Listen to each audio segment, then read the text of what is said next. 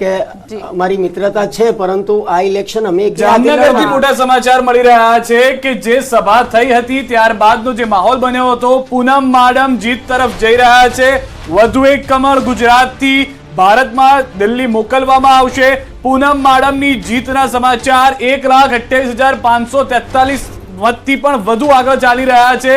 જામનગરથી પૂનમ માડમની જીત નિશ્ચિત, કારણ કે હવે જેટલા મત નથી બચ્યા ગણતરીના તેનાથી વધુની લીડ તેઓએ મેળવી લીધી છે, જે સ્પષ્ટ કરી રહ્યું છે કે તેમની જીત થવા નિશ્ચિત છે। ફક્ત ઓફિશિયલ અનાઉન્સમેન્ટની રાહ જોવામાં આવી રહી છે। બિલકુલ, આ એવી બેઠક છે જ્યાં ક્ષત્રિયોનો મુદ્દો ટચ કરતો હતો। અહીંયાથી પણ મોટા ભાગના ક્ષત્રિયો, જ્યાં ફક્ત એવું નથી કે રાજકોટમાં જ રૂપાલાનો વિરોધ હતો, પરંતુ ક્ષત્રિયોનો જે મુદ્દો હતો, ક્ષત્રિય જે વોટ બેંક છે, આ બેઠક પર પણ મોટી અસર કરે છે। પરંતુ તેમ છતાં બીજેપી અહીંયાથી જીતી રહી છે। પરંતુ એક ઇન્ટરેસ્ટિંગ વાત તમે કરી રહ્યા હતા કે ક્ષત્રિયો ભલે આ લોકસભા ચૂંટણીમાં પરેશ ધાનાણી પાસે જઈએ, ભારતીય જનતા પાર્ટી એ બહુમતી તરફ આગળ વધી રહી છે, ત્યારે ભારતીય જનતા પાર્ટી અને ભારતીય જનતા પાર્ટીના ઉમેદવાર બંનેને અભિનંદન પાઠવું છું।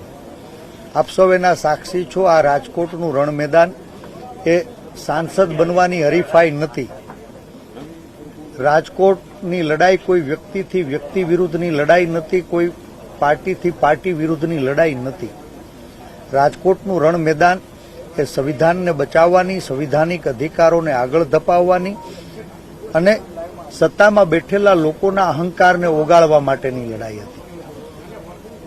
મને લાગે છે કે ક્યાંય સ્વાર્થ અને ભયની દીવાર વચ્ચે ગુલામ બનાવેલા ગુજરાતની અંદર સામાન્ય માણસને ક્યાંય ડરાવવામાં, ક્યાંય ધમકાવવામાં, ક્યાંય ભરમાવવામાં ભારતીય જનતા પાર્ટી સફળ થઈ છે, પણ સફળતા માટે એને અભિનંદન।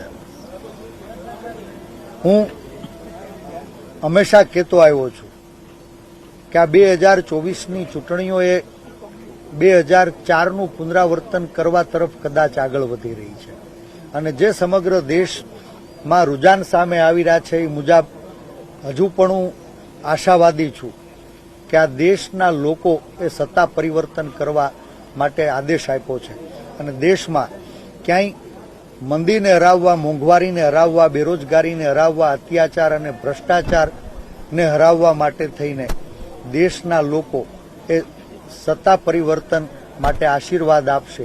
ઇન્ડિયા ગઠબંધનની સરકાર બનશે।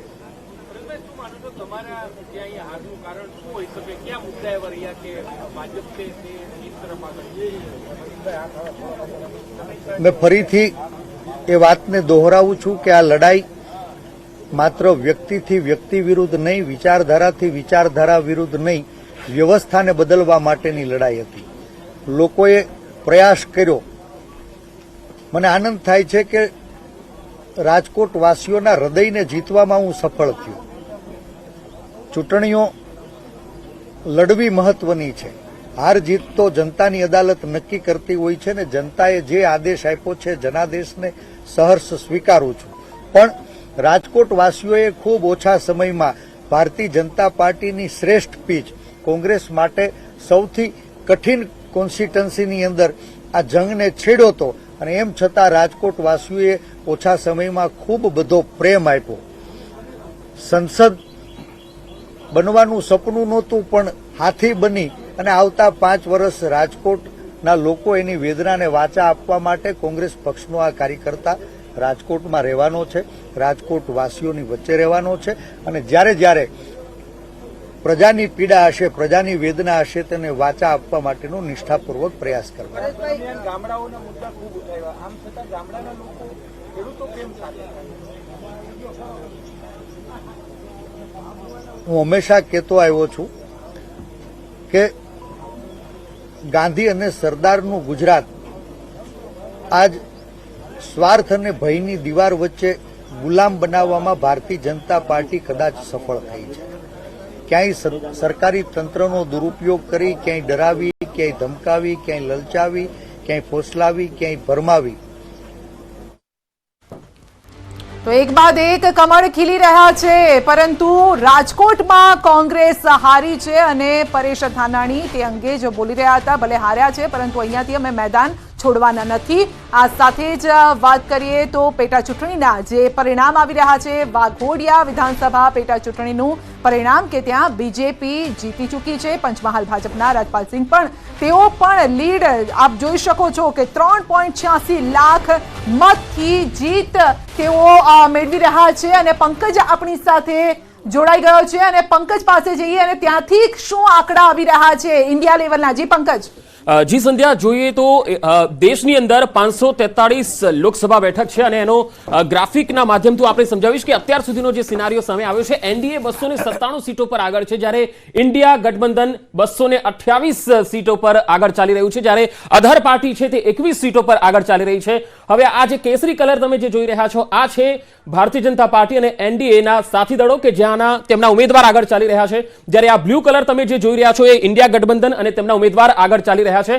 પરંતુ એક રસાકસી અને રોમાંચ ભર્યો માહોલ થઈ ગયો છે સંધ્યા, કારણ કે આ ઇન્ડિયા ગઠબંધન 225 સીટ, આમ તો એક્ઝિટ પોલ છે એ મોટા ભાગના ખોટા પડ્યા છે એ દેખાઈ રહ્યું છે। હવે આપણે રાજ્યવાર સ્થિતિ છે એ આપણે ચેક કરી લઈએ તો યુપીમાં 80 સીટ છે અને 80 લોકસભા સીટમાંથી એનડીએ 37 પર આગળ છે, જ્યારે ઇન્ડિયા 41 પર આગળ છે। આ એક મોટો ઉલટફેર અહીંયા મતદારોએ આપ્યો છે।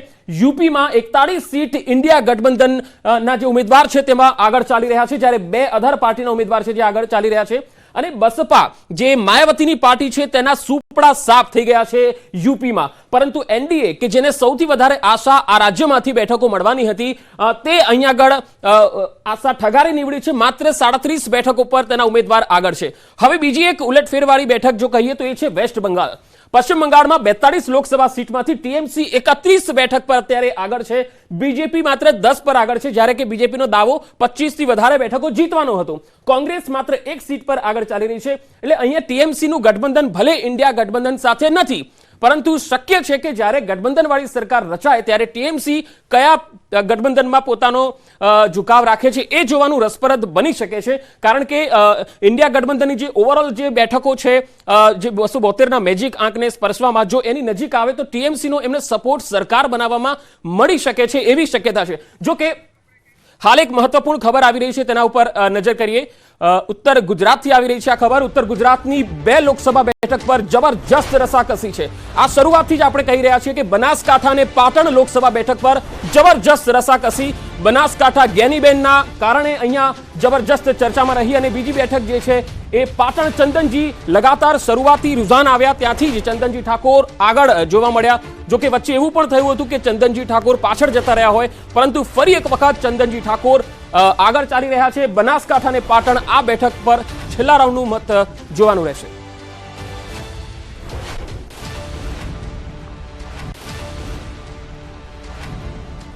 તો આપણે ઉત્તર ગુજરાતનો સિનારીઓ જાણવા માટે ગૌતમ શ્રીમાળી મારી સાથે જોડાયા છે।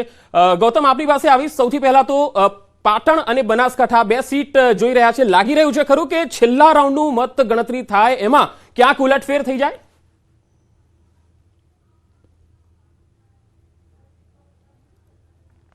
તો સવારથી જ જે પ્રકારે પરિણામો સામે આવી રહ્યા છે, એક બાદ એક રાઉન્ડ જે છે તે ખુલી રહ્યા છે। પરંતુ વાત કરીએ ઉત્તર ગુજરાતની, તો ઉત્તર ગુજરાતની 2 બેઠકો એવી છે કે જે સતત કોંગ્રેસની લીડ જે છે તે જોવા મળી રહી છે, જેમાં પાટણની બેઠક હોય કે બનાસકાંઠાની બેઠક હોય, આ બંને બેઠક ઉપર સતત લીડ જે છે તે ચાલી રહી છે। અત્યારે હાલ વાત કરવામાં આવે તો 15 થી 17 જેટલા જે રાઉન્ડ જે છે બંને બેઠક ઉપર પૂર્ણ થઈ ચૂક્યા છે, જેમાંથી બનાસકાંઠા બેઠક ઉપરથી જે 22 જેટલી જે સરસાઈ જે છે તે જોવા મળી રહી છે। એ જ રીતે પાટણ બેઠકની વાત કરવામાં આવે તો 6000 જેટલા લીડથી ચંદનજી ઠાકોર જે છે તે આગળ ચાલી રહ્યા છે। પરંતુ મહત્વની વાત એ છે કે 26 બેઠકો ગુજરાતની છે, તેમાંથી 1 બેઠક જે છે તે ભારતીય જનતા પાર્ટીનો વિજય થયો છે અને ત્યારબાદ 25 બેઠકો ઉપર જે ચૂંટણી યોજાઈ હતી, સૌ કોઈની મીટ જે છે તે ઉત્તર ગુજરાતમાં મંડાયેલી હતી કે ઉત્તર ગુજરાતની આ 2 બેઠકો જે છે તે શરૂઆતથી જ્યારથી ઉમેદવારોની જાહેરાત થઈ ત્યારથી જ આ બેઠક બંને જે છે તે ફાઇટ આપતી બેઠક જે છે તે જોવા મળી રહી છે। જો કે બનાસની બેન જ્ઞાનીબેન તરીકેનું સૂત્ર જે છે તે પણ ચૂંટણી સમય દરમિયાન ચાલ્યું હતું ને અત્યારે હાલ આ પરિણામ ઉપર પણ આ જે સૂત્ર આધારિત જોવા મળી રહ્યું છે કે હવે જોવાનું એ રહે છે કે મામેરું પૂરાય છે કે કેમ,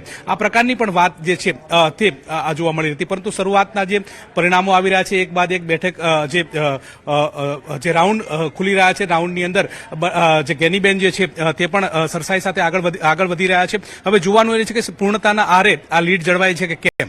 જી ગૌતમ, આપ મારી સાથે જોડાયેલા રહેશો. અશરફ પણ મારી સાથે પાટણથી છે. અશરફ, પાટણમાં જબરજસ્ત રસાકસી જોવા મળી રહી છે, કારણ કે ચંદનજી ઠાકોર જીતશે એવી આશા પહેલા પણ નહોતી લાગતી, પરંતુ હાલ જે સિનારીઓ સામે આવી રહ્યો છે, ચંદનજી ઠાકોર આગળ છે. કેટલા રાઉન્ડ પૂરા થયા છે? બિલકુલ પંકજ, ચોક્કસ કહીએ કે સતત રાઉન્ડની ગણતરીની શરૂઆત થઈ છે, એટલે કે અત્યાર સુધી લગભગ 11 રાઉન્ડની મતગણતરી પૂરી થઈ છે અને લગભગ 11,123 મતથી ચંદનજી આગળ છે. એટલે ચોક્કસ કહીએ કે જે રીતે વિધાનસભાની ચૂંટણી યોજાઈ હતી અને શરૂઆતના રાઉન્ડમાં ચંદનજી લગભગ 19મા રાઉન્ડ સુધી આગળ હતા, પરંતુ માત્ર જે 20મો રાઉન્ડ આવ્યો છે ત્યાં બાજી પલટાઈ હતી. એટલે કહી શકીએ કે હજુ તો 13 જેટલા રાઉન્ડ બાકી છે, એટલે કે કુલ 24 રાઉન્ડ પાટણ લોકસભા બેઠક પર છે. એટલે જે રીતે શહેરી વિસ્તાર આવશે છે, ક્યાંક જે પાસો છે પલટાઈ શકે છે, પરંતુ અત્યારની સ્થિતિએ ચંદનજી ઉપર જે આશાઓ હતી તેમાં ક્યાંક ખરા ઉતર્યા છે. જે રીતે સતત 11 રાઉન્ડમાં લીડ નીકળી છે, પરંતુ ચોક્કસ કહીએ કે જે રીતે થોડા સમય અગાઉ જે ભરતસિંહે નિવેદન આપ્યું હતું કે જે 5-5 લાખની લીડની જે વાત કરતા હતા, પરંતુ ક્યાંક લીડમાં સામે ભાજપના ઉમેદવાર જ ઓછી કહી છે, એટલે કે એ માત્ર 1 લાખની લીડની તેમને આશા વ્યક્ત કરી છે. પરંતુ ચોક્કસ કહીએ કે હાલની સ્થિતિએ ગુજરાત. જી અશરફ, હું આપની પાસે આવીશ.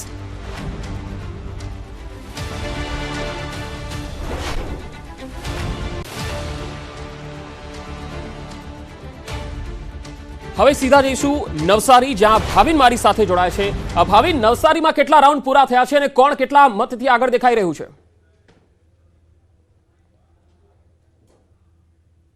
પંકજ, નવસારી લોકસભા બેઠકની વાત કરવામાં આવે તો નવસારી લોકસભા બેઠક પર 10 રાઉન્ડ હાલ સમાપ્ત થઈ ચૂક્યા છે અને 11મો રાઉન્ડની શરૂઆત છે. 10મા રાઉન્ડના અંતે જો વાત કરવામાં આવે તો ભારતીય જનતા પાર્ટીના ઉમેદવાર CR પાટીલ હાર 4,66,815 મતથી આગળ ચાલી રહ્યા છે. એટલે કે કોંગ્રેસના જે ઉમેદવાર છે નૈસદ દેસાઈ, એમને 1,44,048 જેટલા જ મત માત્ર મળ્યા છે. અને ટોટલ જો નવસારી લોકસભા બેઠકની વાત કરવામાં આવે તો 22,23,550 જેટલું કુલ વોટર્સ હતા અને તેમાંથી 13,26,542 જે મતદારો છે એ મતદારોએ મતદાન કર્યું હતું.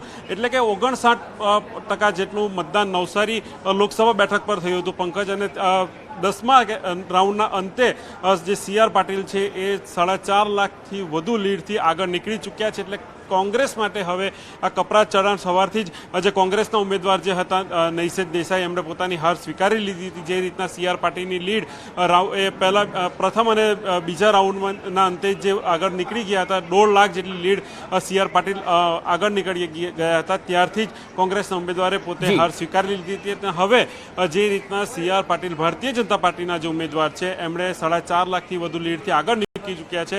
એટલે કે લગભગ એમની જીત હવે નિશ્ચિત માનવામાં આવે